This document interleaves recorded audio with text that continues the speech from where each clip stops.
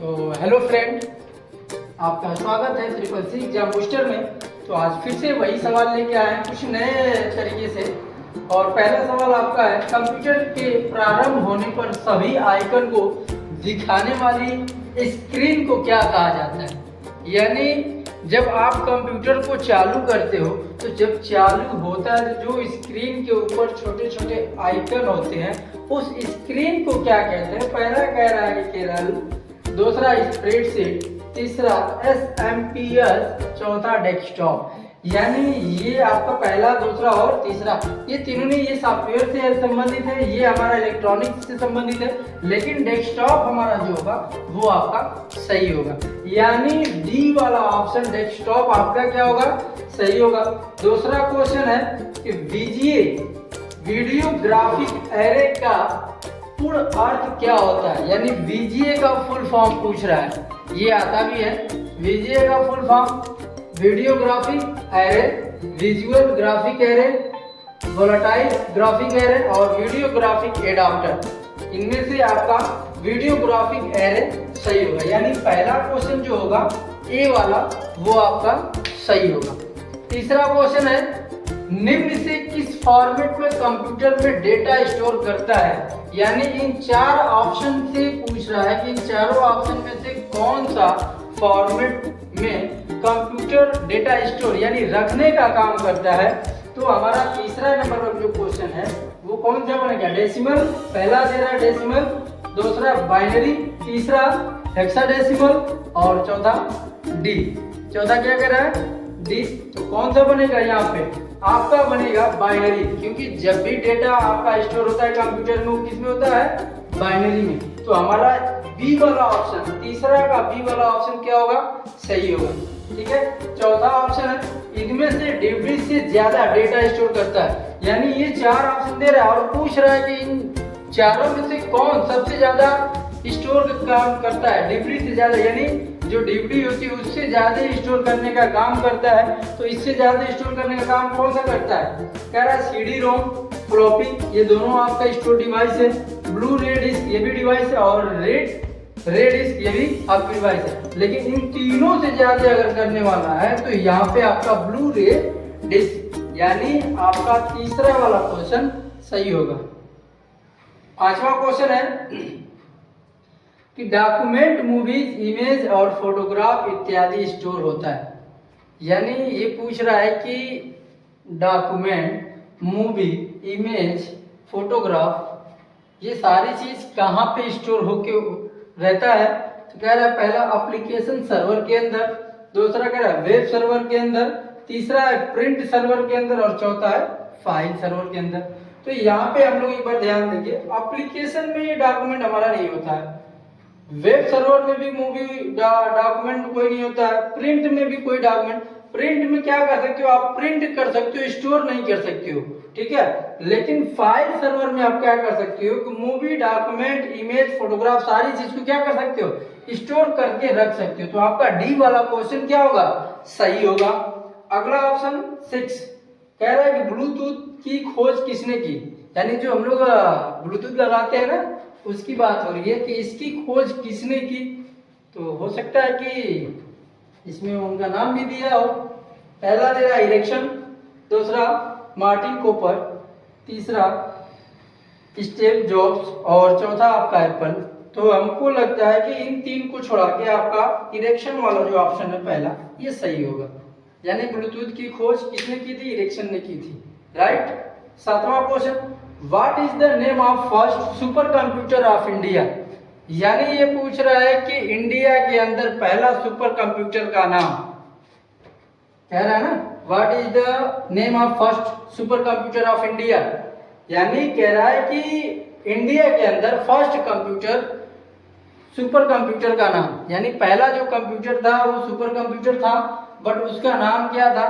तो उसका नाम आपका यहाँ पे चार ऑप्शन दे रहे, चार ऑप्शन में हमको परम 8000, क्या हो तो सही होगा आपका परम 8000। बी वाला क्वेश्चन है, 8वां नंबर का क्वेश्चन कह रहा है कि नीट सेवा किस वर्ष में प्रारंभ की गई थी। नीट सेवा किस वर्ष में प्रारंभ की गई थी। तो नीट सेवा 2005 में, किसमें, 2005 में प्रारंभ की गई थी। किसमें प्रारंभ की गई थी? 2005 में। उसके बाद कह रहा है अगला क्वेश्चन कि आजकल ज्यादातर प्रयोग में आने वाला इनपुट डिवाइस क्या है? आजकल ज्यादातर प्रयोग में आने वाला इनपुट डिवाइस क्या है? तो आजकल सबसे ज्यादा अगर उपयोग किया जा रहा है तो कीबोर्ड। कीबोर्ड आपका क्या होगा? सही होगा। उसके बाद आपका अगला नंबर क्वेश्चन कह रहा है कि सॉफ्टवेयर जो www पर वेब पेज पर व्यू करने के लिए प्रयोग होता है, यानी www.com आप लोग नाम सुने होंगे। तो वो पूछ रहा है कि www सॉफ्टवेयर में जो www पर वेब पेज पर व्यू करने के लिए काम करता है। तो यहाँ पे आपका कह रहा है web reader, web browser, web server, इनमें से कोई नहीं। तो वेब ब्राउजर सही होगा, क्योंकि www किस पे होता है हम लोग का? इंटरनेट पे ही हम लोग कुछ सर्च करते हैं तो www.com डालते हैं। उसके बाद अगला ऑप्शन दे रहा है आपका कि निम्नलिखित में कौन ग्राफिकल पैकेज है? यानी ग्राफिकल पैकेज उसे कहा जाता है जिसमें आप डिजाइन का काम कर सकते हैं, जैसे फोटोशॉप हो गया, कोरल ड्रा हो गया, पेज मेकर हो गया।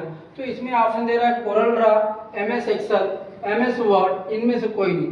तो यहाँ पे MS एक्सेल में आप डिजाइन का कार्य नहीं कर सकते हो, MS वर्ड में भी डिजाइन का कार्य नहीं होता है, डिजाइन का काम कोरल ड्रा में। तो ये आपका 11वां नंबर का क्वेश्चन ए वाला क्या होगा?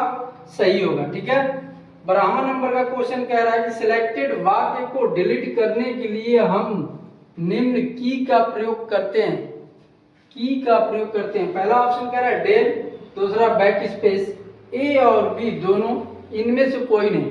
तो डेल भी उपयोग होता है और बैक स्पेस भी उपयोग होता है। डेल का मतलब डिलीट वाली जो बटन होती है, DEL करके दिया होता है शॉर्ट नेम, उससे आप डिलीट कर सकते हो, या फिर बैक स्पेस वाली जो इंटर के ऊपर बटन दी होती है कीबोर्ड पे, उससे भी आपकी वर्ड को क्या कर सकते हो? हटा सकते हो। लेकिन ये दोनों सही है, तो ए और बी दोनों क्या होंगे? सही होंगे। तो हम सी वाला ऑप्शन सही करेंगे। कह रहा है अगला नंबर, जो निम्न में से कोई भंडारण की सबसे बड़ी यूनिट है। अब देखो यहाँ पे यूनिट पूछ रही है, जैसे स्टोरेज डिवाइस होती है, चिप होता है ना, 2 GB, 4 GB, 8 GB, 10 GB, इस तरीके से। तो वही चीज कह रहा है कि देखो सबसे बड़ी यूनिट क्या होती है? तो सबसे बड़ी यूनिट यहाँ पे होगी आपकी टीवी होगी। कैसे? यहाँ पे दे रहा है केबी, सबसे छोटा क्या होता है? केबी होता है, केबी से बड़ा एमबी होता है, एमबी से बड़ा जीबी होता है, जीबी से बड़ा फिर आपका आता है टीबी। तो ये हम लोग का बी वाला ऑप्शन क्या होगा? सही होगा। उसके बाद कह रहा है कंप्यूटर शब्दकोश के अंतर्गत सूचना का अर्थ है। कंप्यूटर शब्दकोश के अंतर्गत सूचना का अर्थ है। अब देखो यहाँ पे कह रहा है केवल डेटा के लिए, यानी आप जो सूचना भेजते हो या समझते हो केवल डेटा के लिए। डाटा महत्वपूर्ण समझने योग्य होने चाहिए, अल्फा डेटा के लिए या फिर प्रोग्राम के लिए। तो ना ही आपका प्रोग्राम होगा या फिर आपका अल्फा डेटा भी नहीं होगा, ना ही केवल डेटा होगा। दूसरा वाला ऑप्शन क्या होगा आपका सही? डाटा महत्वपूर्ण समझने योग्य होना चाहिए। तो बी वाला ऑप्शन हमारा क्या होगा? सही होगा। 15वां क्वेश्चन कह रहा है इंटरनेट ट्रैफिक को क्या कहते हैं? इंटरनेट ट्रैफिक यानी रोड पे गाड़ी चल रही है तो उसकी भी एक ट्रैफिक होती है। उसी तरीके से जब हम लोग इंटरनेट का उपयोग करते हैं तो उसमें भी ट्रैफिक होती है। आप लोग देखे होंगे कि इंटरनेट चलते चलते क्या होता है? स्लो हो जाता है या रुक जाता है, तो वो ट्रैफिक की वजह से होता है। तो यहाँ पे कह रहा है कन्फेशन। क्या कह रहा है? कन्फेशन। दूसरा कह रहा है कि कंसेशन, तीसरा कह रहा है कंजेशन, और चौथा कह रहा है कनकैटनेशन। यानी हमारा ना ही कन्फेशन होगा, ना ही कंसेशन होगा, ना ही कनकैटनेशन होगा। तीसरा वाला ऑप्शन हमारा क्या होगा? सही होगा, कंजेशन। कंजेशन का मतलब होता है दबाव पड़ना, यानी आदमी जब भीड़ में रहता है कह रहा है बहुत कंजेस्टेड हो रहा है, तो वो कंजेशन हमारा क्या होगा? सही होगा। अगला 16 नंबर का कह रहा है क्वेश्चन कि ईमेल में सीसी का अर्थ होता है।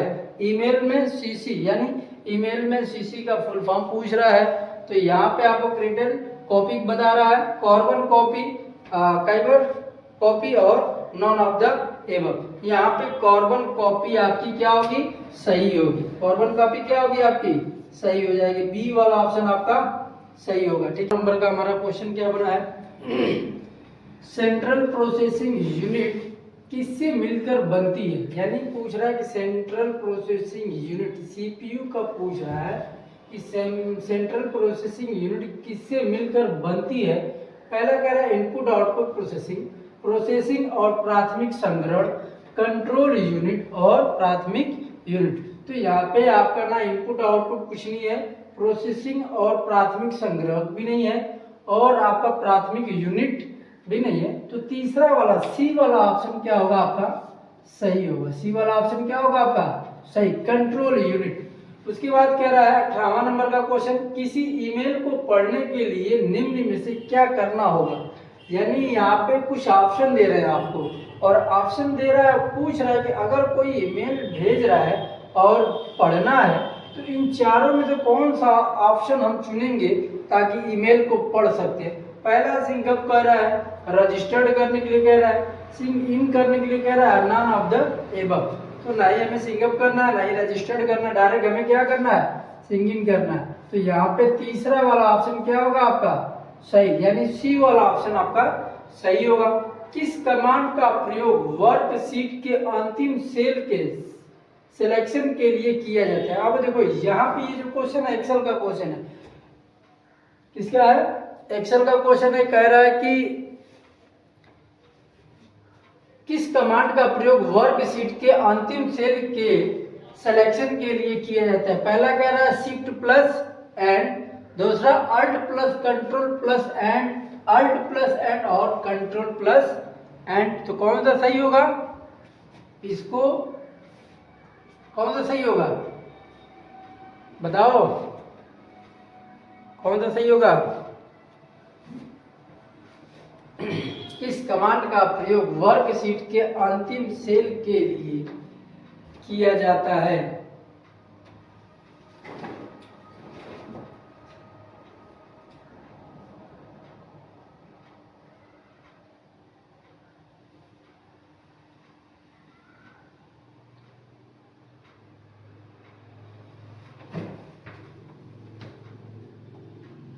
क्या होगा, कह रहा है किस कमांड का प्रयोग किस कमांड का प्रयोग वर्कशीट के अंतिम सेल के सिलेक्शन के लिए किया जाता है। तो डायरेक्टली आप कंट्रोल प्लस एंड का उपयोग कर सकते हैं। किसका, कंट्रोल प्लस एंड का। 20वां क्वेश्चन आपका कह रहा है कि डिजिटल संदेश को इंटरनेट पर भेजने निम्न में से किसके अंतर्गत आता है। यानी जब ये डिजिटल संदेश कोई होता है और उसको इंटरनेट पे भेजना होता है, तो यहाँ पे कुछ ऑप्शन दे रहे हैं, आप कौन सा ऑप्शन प्रयोग करते हैं। कह रहा है पहला ईमेल, पोस्ट, डिजिटल मैसेज, ई डाटा। तो यहाँ पे हमें क्या कह रहा है, डिजिटल संदेश, यानी इंटरनेट पे भेजना है तो आप इस तरीके से पोस्ट नहीं कर सकते हो, डायरेक्टली ईमेल का आप उपयोग करोगे तो आपका आसानी से चला जाएगा। तो पहला वाला क्वेश्चन आपका क्या होगा, सही होगा। उसके बाद 21 नंबर का क्वेश्चन कह रहा है कि किस मेन्यू में चेंज केस कमांड उपलब्ध है। पहला इंसर्ट, स्लाइड शो, फॉर्मेट और एडिट। किस मेन्यू में, 21 क्वेश्चन है ना, किस मेन्यू में चेंज केस कमांड उपलब्ध है, किस मेन्यू में। तो यहाँ पे आपको इंसर्ट में भी नहीं है, स्लाइड शो में भी नहीं है। हाँ, सी वाले ऑप्शन में क्या होगा, सही होगा। सी में आपका है, यानी फॉर्मेट वाले जो ऑप्शन है फॉर्मेट का, उसमें कमांड ये उपलब्ध है। अगला ऑप्शन कह रहा है पैन कार्ड वैध है। पैन कार्ड किसके लिए वैध है, कह रहा है पहला ऑप्शन कार्ड धारक की केवल आईडी के लिए, दूसरा कार्ड धारक के एड्रेस प्रूफ के लिए, तीसरा कोई नहीं, और चौथा कह रहा है उपरोक्त सभी।